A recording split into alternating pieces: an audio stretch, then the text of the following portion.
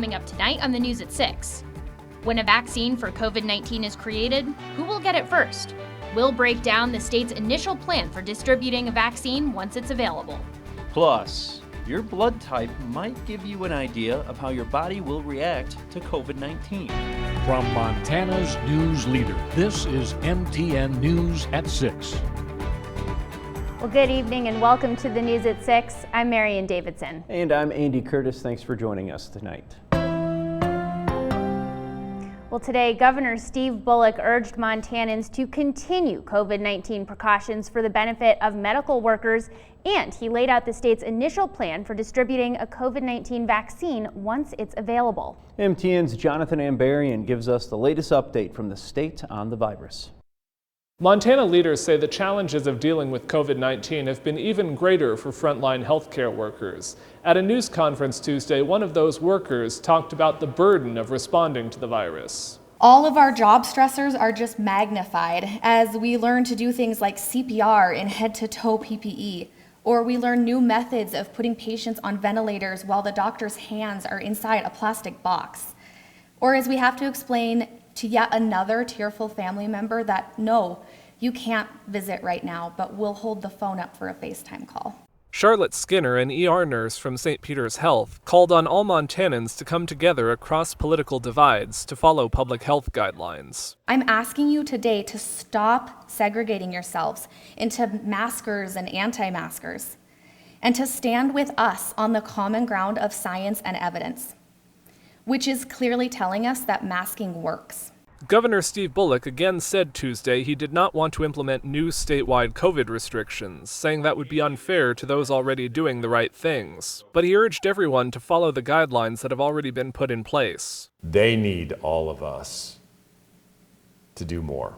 Also at Tuesday's news conference, Bullock provided information about the state's draft plan for distributing a COVID-19 vaccine once it's available. Leaders would first direct the vaccine to healthcare and other essential workers, and those at increased risk of getting COVID or experiencing a severe case. Bullock said there are still many unknowns about the eventual vaccine. The state will put together a vaccine coordination team to work on refining the plan. At the state level, we'll be doing everything we possibly can to make sure that Montana's prepared for when a safe and effective vaccine arrives to our state.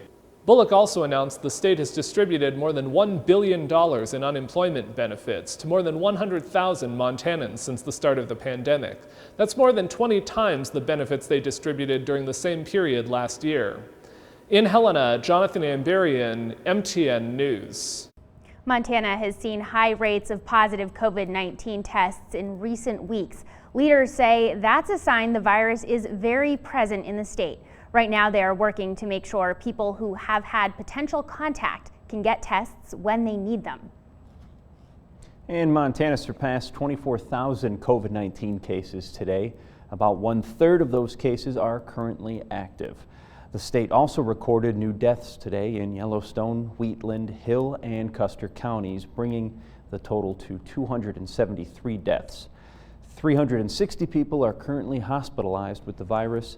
That's 21 more hospitalizations than yesterday. Now, it's good to remember that MTN numbers do vary from those reported by state officials. We work to track data from the state and local health departments to give you the most up-to-date information available. And now with a look at our weather, Chief Meteorologist Curtis Grevenitz. Well, we were just talking about it, some of the snow melting out there for parts of the state, but here comes more snow. Look how much of Montana is either under a winter weather advisory, a lot of the northern half of the state and southwestern Montana, or a winter storm watch here. This going into effect tomorrow and will continue all the way into Thursday morning. We've got another accumulation headed our way. It will turn wintry here on Wednesday. May start out with a little rain mixed in with some of the snow, but another accumulation likely. The temperatures will be falling on Friday, as will the flakes once again. And if you're thinking winter is here, it's here for good, nope, fall is not finished yet. I'll let you know when temperatures will warm up back to near seasonal average. That's coming up in the forecast. All right, thanks for that, Curtis. Well, do you know your blood type? If not, you might want to find out. That's right. MTN's Annie Johnson explains why it's important to know and how different blood types might react differently to the coronavirus. I have a little riddle for you.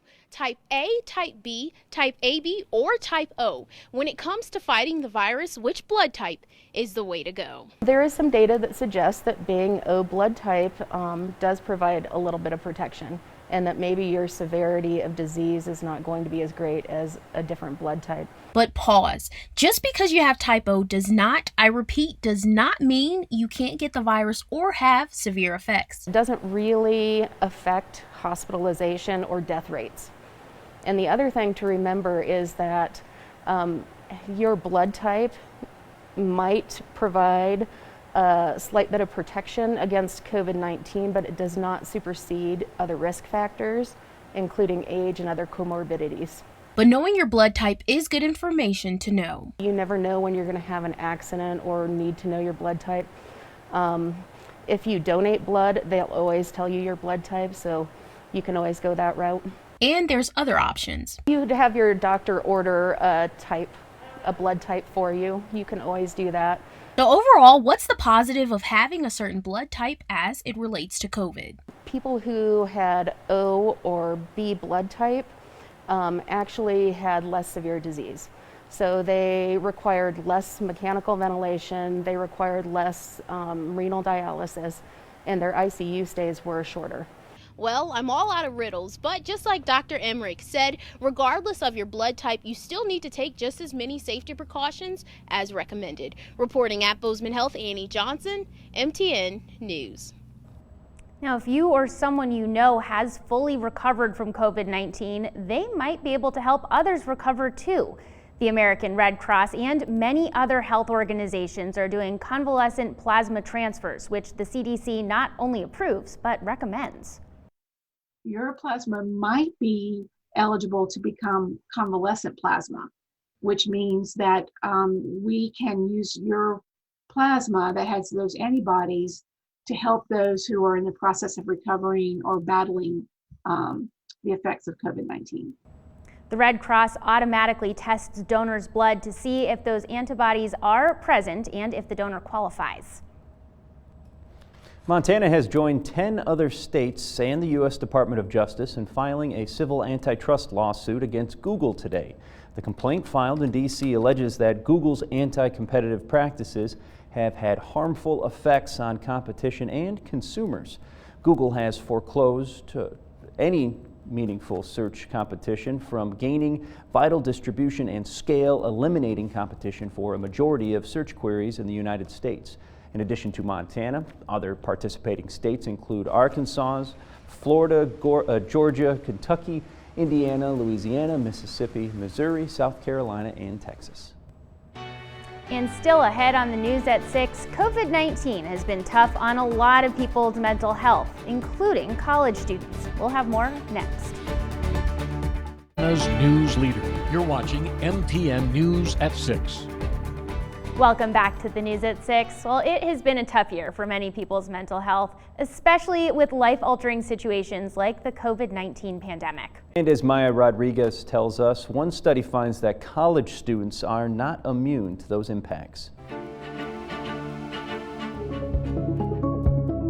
It's been a strange time everywhere as COVID-19 upends how people normally live. That includes college students, many now in a hybrid form of learning, with some on campus and some on a computer at home, like Gregory Carnisi. Something that I've been experiencing myself, something that I've heard my peers experiencing, is just this feeling of being overwhelmed because everything is online now. Carnisi goes to Arizona State University, just one of the campuses in the U.S. where the nonprofit mental health organization Active Minds recently surveyed several thousand college students to see how they are faring in the time of COVID-19. Here's what they found. 1 in 4 students said their depression had significantly increased since the start of the pandemic.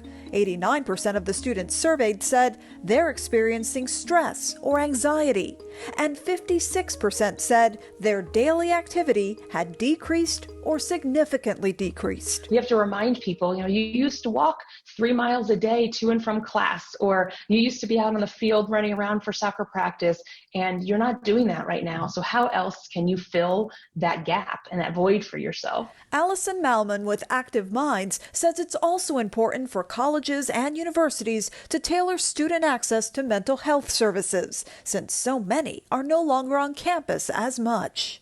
We are still needing to promote access, and we are still needing to give people the supports that they need in the way that they are able to reach them. But there were some positive findings in the survey. Nearly 2/3 of students said they have been helping support others with their mental health.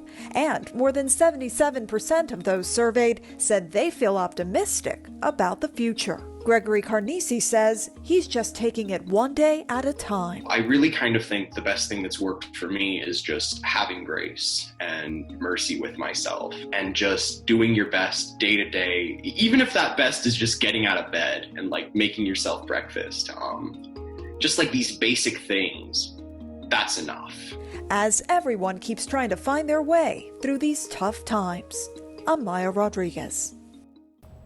And now with another look at our weather, Chief Meteorologist Curtis Grevenitz. We're going to give the forecast the old college try here. Little snow coming through for tomorrow into Thursday, and then maybe a little more snow for Friday into Saturday. More on the forecast coming up.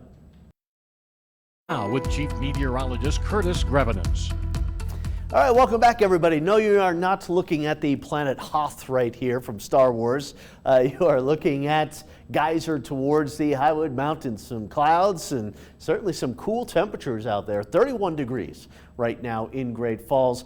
Much warmer, though, around Helena and really closer to the Continental Divide and west of the Divide. 50 degrees right now, and there is this boundary separating some much cooler air from some much warmer air. Missoula up near 50, Butte hit 50 today, Bozeman was in the 50s today. Well, colder air is going to win out eventually, and that will support precipitation coming down in the form of snow. Here it is, winter weather advisory going into effect tomorrow, going through tomorrow night into Thursday morning.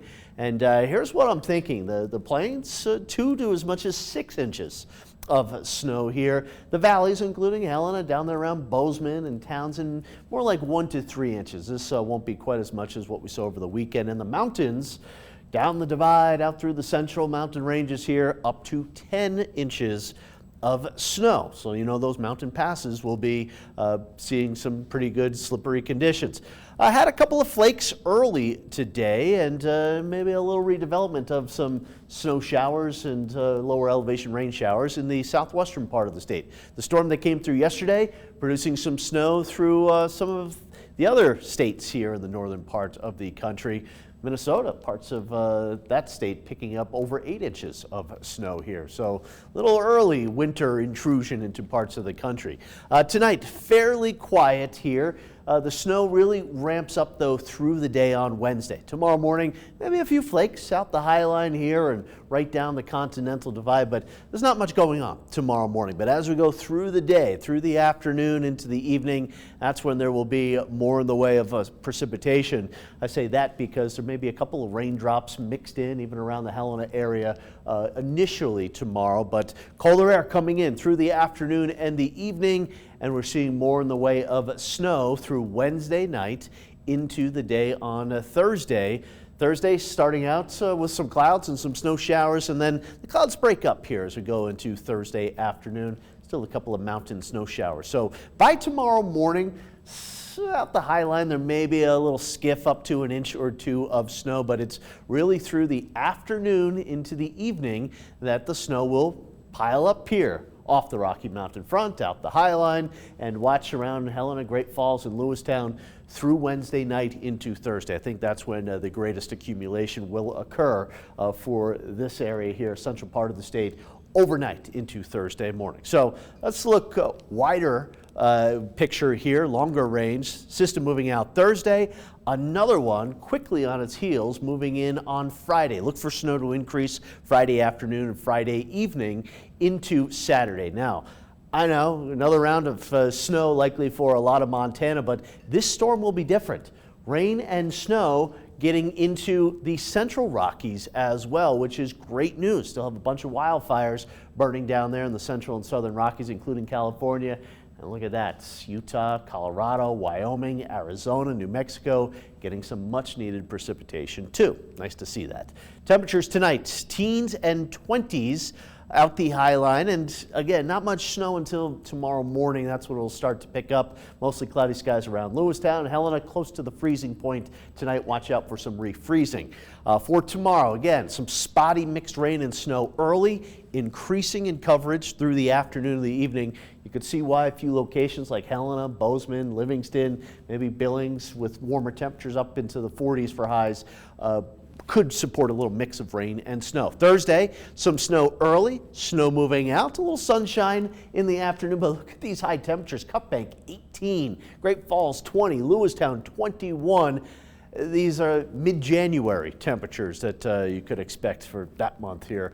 For Friday, quiet in the morning, snow moving in again into the afternoon and the evening throughout a lot of the state, and waking up Saturday morning very similar to last Saturday with a lot of snow coming down. Arctic high pressure moving in as we go through the afternoon into the night. Look at these high temperatures, 12 in Great Falls, 13 in Lewistown, 12 in Cut Bank. Likely a lot of the state going below zero on Saturday night. Here is the 7-day forecast, and you can see the temperatures going down. Round of snow Wednesday night into Thursday morning for Helena, then again Friday afternoon into Saturday afternoon. Little change though as we get into next week, a return to more typical weather for this time of year. Great Falls back up to 40 by next Tuesday, but that's not before another several inches of snow accumulate Wednesday night into Thursday and Friday into Saturday. Still ahead, looking to get a furry friend this month might be the right time. We'll tell you why coming up. News Leader. You're watching MTN News at 6. Welcome back to the News at 6. Well, if you were looking for an excuse to adopt a dog, here it is. October is National Adopt a Shelter Dog Month, and local animal shelters are doing their part to help every furry friend find a home. The McLean Cameron Animal Adoption Center is celebrating National Adopt a Shelter Dog Month to support the ASPCA. The American Society for the Prevention of Cruelty to Animals and the American Humane Association sponsor the annual event to promote adoption from local animal shelters. According to the ASPCA, approximately 3 million dogs enter shelters every year. The McLean Cameron Animal Adoption Center is participating in Subaru Saturday, so on Saturdays this month, dog adoption fees will be reduced to $100 with free microchipping and a collar and leash to take your new best friend home.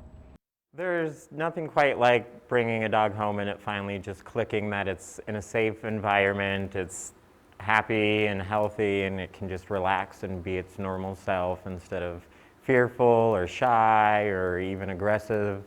Some dogs get home and they're just a completely different dog and happy as a clam. And shelter pets seem to have a little more appreciation for the love that they receive than any other type of pet. They understand what they've been through and know what they get to look forward to. Of course, you can participate in National Adopt a Shelter Dog Month by bringing home your own furry friend or by donating or volunteering at your local animal shelter. And we'll wrap things up here on the News at 6 when we come back. As News Leader, you're watching MTN News at 6.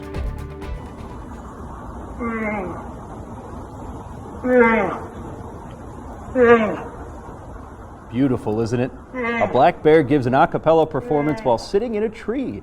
A black bear in Yosemite National Park was caught on camera making noises that sounded like singing. The video shows the bear sitting high up in a tree delivering this beautiful performance. Now, bears make many noises, typically when they're afraid or aggressive. However, park rangers say they have seen this bear before and do not think this video shows him in distress. Oh, what soothing music from that bear. Well, that does it for the News at 6. We'll see you back here at 10.